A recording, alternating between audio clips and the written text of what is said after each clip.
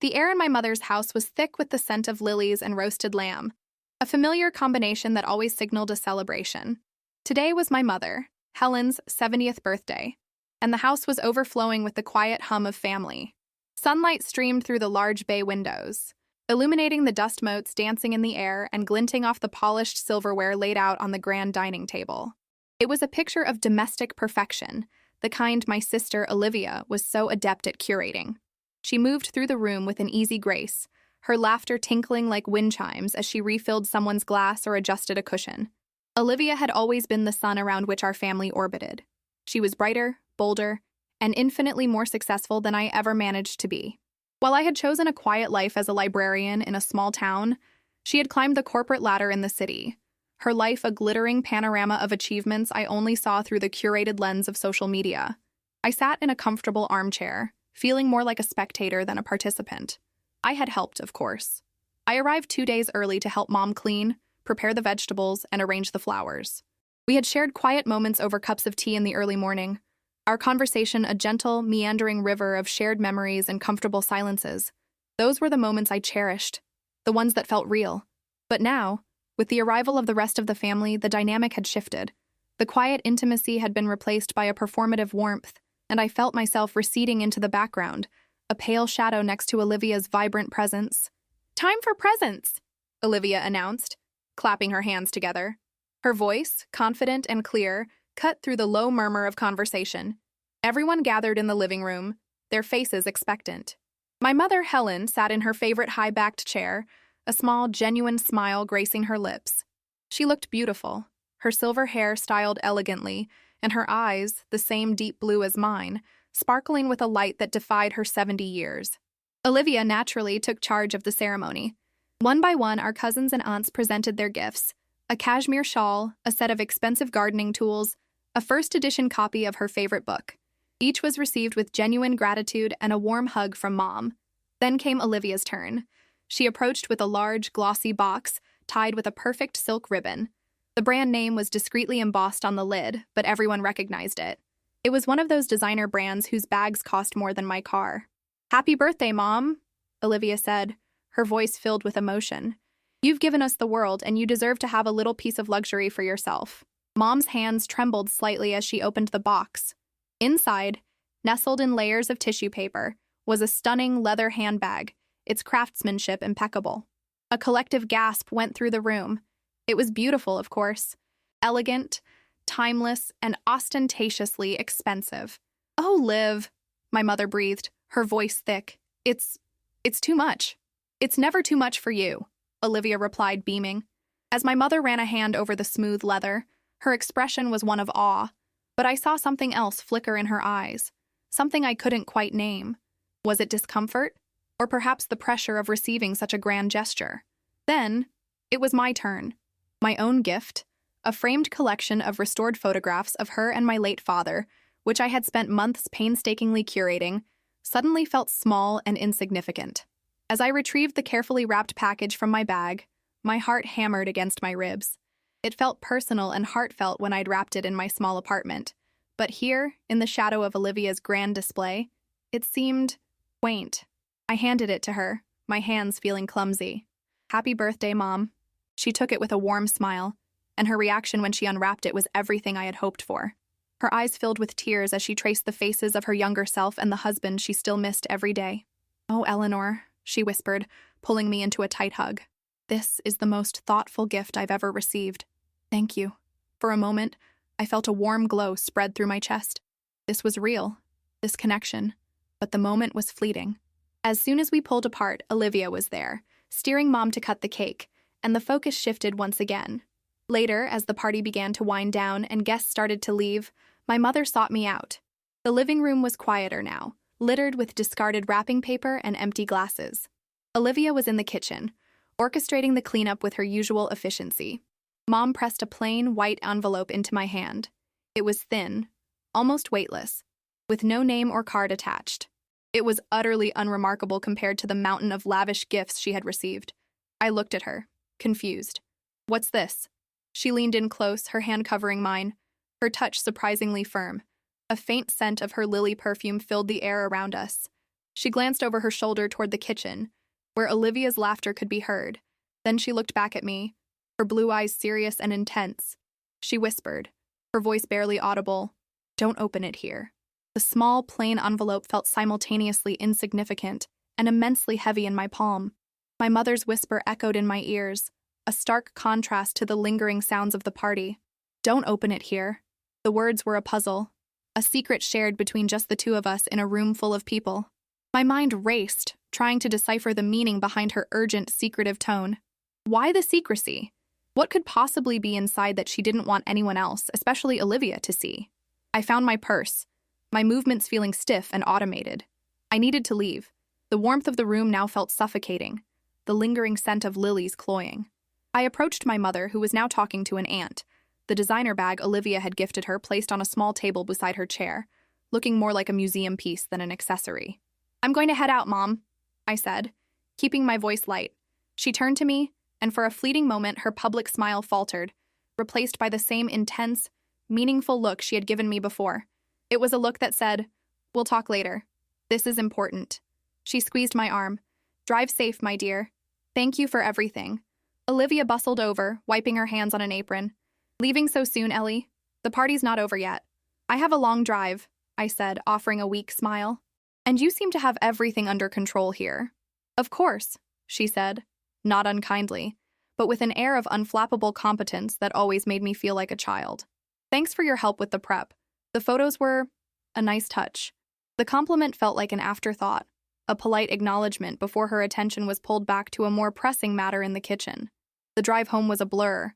The plain white envelope sat on the passenger seat, a silent, potent presence in the car. I resisted the urge to pull over and tear it open. My mother's instructions had been clear. The command wasn't just about location. It was about creating a space of privacy, of sanctuary. Whatever was inside was meant for me and me alone. My small apartment felt wonderfully quiet and blessedly mine when I finally walked through the door. I kicked off my shoes, dropped my purse on the floor, and switched on a single soft lamp, casting a warm glow over my living room. For a few moments, I just stood there, the envelope clutched in my hand, my heart thumping a slow, heavy rhythm. With trembling fingers, I sat on my sofa and carefully slid my finger under the flap. There was no glue. It was simply tucked in. Inside, there wasn't a card or a check as I had half expected. Instead, my fingers found two items. The first was an old, ornate brass key, the kind used for antique furniture or old doors. It was heavy and cool to the touch. The second was a single sheet of my mother's personal stationery, folded neatly into quarters. I unfolded the paper. Her familiar, elegant handwriting filled the page. "My dearest Eleanor, if you are reading this, it means the party is over and you have found a quiet moment to yourself. I'm sorry for the secrecy, my love, but I couldn't bear to give this to you in front of everyone. Some things are not meant for an audience. First, I want to thank you for your gift. Those photographs, seeing your father's face next to mine, so young and full of life, was like feeling the sun on my face after a long winter. It was the most perfect gift you could have given me, because it came from your heart. You have always known how to listen to the quiet parts of my soul. Never, ever doubt that. I love both of my daughters more than words can say. You and Olivia are the two halves of my heart, but you love in different languages. Olivia's language is one of grand gestures, of things that shine and announce their value to the world. It is a beautiful language, and it is how she knows how to say I love you. The bag she gave me is exquisite, and I know it came from a place of genuine affection. But my sweet Eleanor, you speak my native tongue. Your language is one of quiet understanding, of remembering the little things, of knowing that the most valuable treasures are not the ones that can be bought. They are the memories, the shared silences, the love that doesn't need to be shouted from the rooftops. This envelope and the key inside it are my real birthday gift to you. The key opens the old cedar chest in the attic, the one we haven't opened in years. I know you remember it. It doesn't contain gold or jewels. It contains what I value most, my history, our history. I want you to have it. I want you to be its keeper. Don't feel that your love is any less valuable because it is quieter. It is not. To me, it is the most precious thing in the world. The world is loud enough. Your quiet is a gift. All my love. Mom, tears streamed down my face as I read her words, blurring the ink. They weren't tears of sadness, but of overwhelming relief and validation. Every feeling of inadequacy, every moment I had spent feeling like a pale imitation of my sister, melted away under the warmth of my mother's love. She saw me. She had always seen me. In a single, secret letter, she had given me back to myself. I looked from the letter to the heavy brass key in my other hand. My quiet life, my quiet love, they weren't shortcomings. They were a language. And my mother, all this time, had understood every word. Now I knew what I had to do next. I had to go back. I didn't even bother to change my clothes. I simply grabbed my car keys, the heavy brass key from the attic now tucked safely in my pocket, its serrated edges a comforting, solid presence against my thigh. The letter from my mother was on the passenger seat, her words seeming to glow in the dim light of the street lamps as I drove back through the deserted streets. The long drive that had felt so draining just hours before now felt purposeful, each mile pulling me closer not just to a physical destination, but to a sense of clarity I hadn't felt in years. The house was dark when I arrived, save for a single light burning in the downstairs living room window, the same lamp my mother always left on when she was waiting up for someone. My heart swelled. She knew. She knew I would be back. I let myself in with the spare key I still kept, the lock turning with a soft click that sounded deafening in the sleeping house. As I stepped inside, the scent of lilies had faded, replaced by the faint, clean smell of beeswax from the polished floors. The remnants of the party had been cleared away, the glossy designer handbag conspicuously absent from the side table where it had sat. My mother was sitting in her high-backed chair, a soft blanket draped over her lap. She wasn't reading or watching television, she was simply waiting. She looked up as I entered, and her smile was soft and welcoming. There was no surprise in her eyes, only a deep, quiet understanding. "I had a feeling you wouldn't be able to wait until morning," she said, her voice a gentle murmur in the stillness. I couldn't find the words, so I just walked over to her, knelt by her chair, and laid my head on her knee, just as I had done as a child when the world felt too big and confusing. Her hand came to rest on my hair, her fingers stroking it gently. We stayed like that for a long time, the silence between us more comforting than any conversation could have been. In that silence, she was telling me she understood. She understood the weight I had been carrying, the quiet comparisons, the feeling of being overshadowed. And in my own silence, I was thanking her for seeing me. Finally, I lifted my head. "The attic?" I asked softly. She nodded, her eyes shining. "Go on. It's waited this long." The pull-down string for the attic stairs was in the hallway, and the wooden steps unfolded with a familiar groan. A wave of cool, dry air, thick with the smell of old wood and forgotten things, washed over me as I ascended. The single bare bulb cast long, dancing shadows across a landscape of my family's past. There were old suitcases, stacks of vinyl records, and furniture draped in white sheets like slumbering ghosts. And in the far corner, beneath the round attic window, was the cedar chest. It was older and larger than I remembered from childhood, its dark wood intricately carved with floral patterns, its brass fittings tarnished with age. It looked less like a piece of furniture and more like a treasure chest from a forgotten fairy tale. Kneeling before it, I pulled the heavy brass key from my pocket.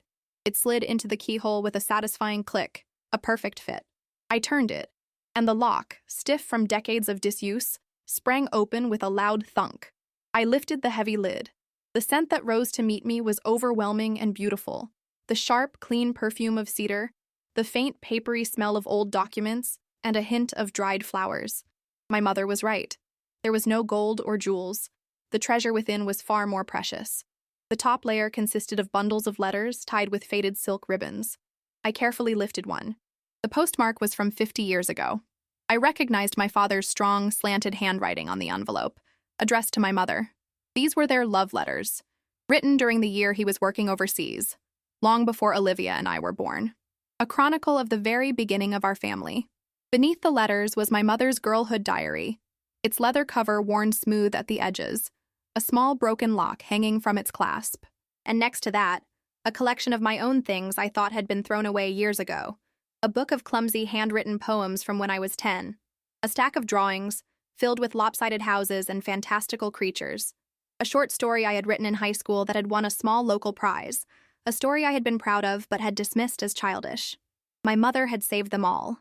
Deeper still, I found smaller, more personal artifacts. A tiny, worn-out baby shoe, so small I couldn't imagine my foot ever fitting inside it. A pressed and faded gardenia, brittle with age, which I knew must be from her wedding bouquet. and tucked into a small velvet pouch, a single silver locket. I opened it. Inside was a tiny, perfect curl of blonde hair. My hair from my first haircut. I sat back on my heels, the contents of the chest spread out around me on the dusty floorboards.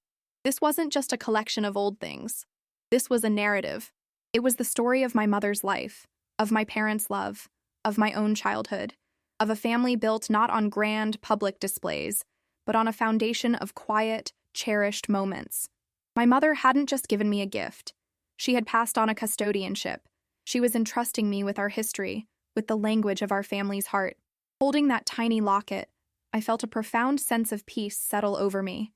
My role in this family wasn't to be the brightest or the loudest. It was to be the keeper of the quiet. I carefully placed the silver locket back into its velvet pouch and began to gently return the treasures to the chest, my movements slow and reverent. Each item felt like a sacred object, a piece of a puzzle that, when assembled, formed the story of my own identity. When everything was back in its place, I closed the heavy lid, the sound echoing softly in the quiet attic. I didn't lock it. This history was no longer a secret to be kept under lock and key. It was a legacy to be honored. Descending the creaking stairs felt like returning from a long journey. I felt lighter, as if the dusty contents of that chest had filled a hollow space inside me I hadn't even known was there. My mother was still in her chair, a fresh cup of tea now steaming on the small table beside her. She had poured one for me as well. Her eyes searched my face as I entered the room. "So?" she asked softly. I sat on the floor at her feet, taking the warm mug in my hands. "It's the greatest gift anyone has ever given me," I said, my voice thick with emotion. I never knew you saved all that. My clumsy poems, the drawings. I thought they were just silly things." "Nothing you ever gave me was silly, Eleanor," she said, her hand finding my shoulder. "They were pieces of you. I kept them because I knew that one day you might need to find them again. To remember the girl who dreamed so vividly before the world told her to be quieter." We sat in comfortable silence for a moment, the only sound the ticking of the grandfather clock in the hall. It was in this peaceful bubble, this shared sanctuary of understanding, that we were suddenly interrupted. "What on earth is going on down here?" Olivia stood at the bottom of the staircase, her arms crossed over her chest, her face a mask of confusion and irritation. She was wearing silk pajamas that probably cost more than my monthly grocery bill, her hair pulled back into a messy but still somehow elegant bun. I heard voices. "Ellie, I thought you went home hours ago. And Mom, you should be in bed." My mother didn't flinch. She simply looked at her older daughter with the same calm, steady gaze she had given me. Eleanor came back. "We were just talking." "Talking?" Olivia's gaze flickered from me, sitting on the floor, to the cup of tea, to the open attic door in the hall. "In the middle of the night? What's so important it couldn't wait until morning?" Her tone wasn't just curious. It was proprietary, as if she were the sole manager of our mother's well-being, and I had violated some protocol. Before I could formulate a defensive reply, my mother spoke. "I gave Eleanor her birthday gift," she said simply. Olivia's eyebrows shot up. "Her gift?" "I saw her gift. It was the photos." She gestured vaguely. "Which was nice. What is all this secrecy about?" I finally found my voice. It was steady, devoid of the usual defensiveness I felt around my sister. "Mom gave me the key to the cedar chest in the attic." Olivia stared at me, then at our mother, a look of complete bewilderment on her face. "The old chest? The one full of junk?" she asked, her voice laced with incredulity. "Mom, what are you talking about? Your birthday was today. I bought you that beautiful bag." "And it is a beautiful bag, Olivia," Helen said, her voice gentle but firm. "It's a wonderful gift. And I love that you wanted to give me something so luxurious. But it's a gift for the woman the world sees. Eleanor's gift was for the woman I am inside." She reached for the letter I had left on the side table and handed it to Olivia. "Read this," she commanded softly. Olivia took the letter, her expression a mixture of suspicion and impatience. She unfolded it and began to read. I watched her face, seeing the subtle shifts in her expression as she absorbed our mother's words. Her tightly held posture began to soften. The hard line of her mouth relaxed. By the time she reached the end, the confident, commanding aura she always wore had dissipated, replaced by a vulnerability I had rarely seen in her. She looked up, her eyes glistening with unshed tears. I didn't know," she whispered, looking at our mother. "I just wanted you to have something nice, something to show off, like Mrs. Henderson next door with her things." And I appreciate that, my love. I truly do, my mother said, extending a hand to her. You show your love in the way you know how, by providing, by protecting, by wanting me to have the best. It's a fierce, beautiful love, and I would be lost without it. Olivia looked over at me, her gaze holding a new, uncertain quality. The chest, she said, her voice barely audible. What's in it? Our history, I replied quietly. Grandma's recipes, Dad's letters to Mom, my first shoes, your first report card with the gold star on it. It's all in there. Olivia was silent for a long moment. She finally walked over and sank onto the sofa, the letter held loosely in her hand. She looked from the empty space where the designer bag had been to the open attic door. You've been keeping all of that all this time? She asked our mother. Some treasures, Helen said, her gaze encompassing both of us, aren't meant to be carried on your arm. They're meant to be carried in your heart. I need both of my daughters to help me carry them. The first light of dawn was beginning to filter through the windows, casting a soft gray glow into the living room and painting the world in shades of pearl and lavender. The three of us sat there in the quiet space between night and day, the unspoken tensions of years finally released into the air and allowed to dissolve. It wasn't a moment of dramatic apologies, but something far more meaningful, a quiet, shared understanding. Olivia was the first to break the silence. She folded the letter carefully, as if it were a precious document, and placed it on the table. She looked at me, and for the first time I didn't see a hint of rivalry or condescension in her eyes. I saw a sister. I'm sorry, Ellie, she said, her voice soft but clear. I never saw it as a competition, but I think I made it one. I was so focused on giving Mom the world, I didn't stop to think about what she actually wanted. I just wanted everyone to see how much I loved her. You love in your language, I said, echoing our mother's words. It's a beautiful language, Liv. It's just different from mine. A small, genuine smile touched Olivia's lips. Maybe you can teach me a few words of yours, she suggested. She then turned to our mother. Can we look through the chest, together, this morning? My mother's face lit up with a joy more radiant than any she had shown when opening her expensive presents. I would love nothing more, she said. And so, we did. As the sun rose higher, casting golden shafts of light through the attic window, the three of us knelt on the dusty floorboards around the old cedar chest. I became the narrator, pulling out each item and explaining its significance. I showed Olivia her own first report card, the one with the gold star for spelling, and she laughed, a genuine, unburdened sound. I read a passage from one of our father's letters, his words of love for our mother filling the quiet space. Helen shared the story of the pressed gardenia from her wedding bouquet, her eyes distant and misty with memory. In that attic, surrounded by the ghosts and treasures of our past, we were not the successful daughter and the quiet one. We were not the giver of grand gifts and the giver of sentimental ones. We were just three women, a mother and her two daughters, piecing together the story of who we were. Olivia held our father's letters with a reverence I'd never seen from her, her fingers tracing his signature. I watched her, and I knew that the expensive handbag sitting in its glossy box downstairs had already been forgotten, replaced by the weight of a history she was finally holding in her hands. The plain white envelope had been a key, not just to a chest but to the heart of our family. It opened a space for my quiet love to be heard, and for Olivia's loud love to be understood. My mother had known what she was doing. She hadn't chosen between her daughters. She had, with wisdom and grace, brought us together. My gift to her hadn't been small or insignificant. It had been an invitation, a doorway back to the things that truly mattered. And her gift to me, whispered in secret and delivered in a plain envelope, was the validation I never knew I was so desperate for. The quietest love is not the weakest. Sometimes it is the one that speaks the most profound truths. The language of love is spoken in countless dialects. Some express it through grand gestures that light up a room, while others speak in quiet acts of service, in remembered details, in shared and sacred silences. Neither is more valuable than the other. The true gift is learning to listen and understand the language of those we hold dear. True connection is not about the price of the gift, but the depth of the thought behind it. If this story touched your heart, share it with someone who needs a message of hope.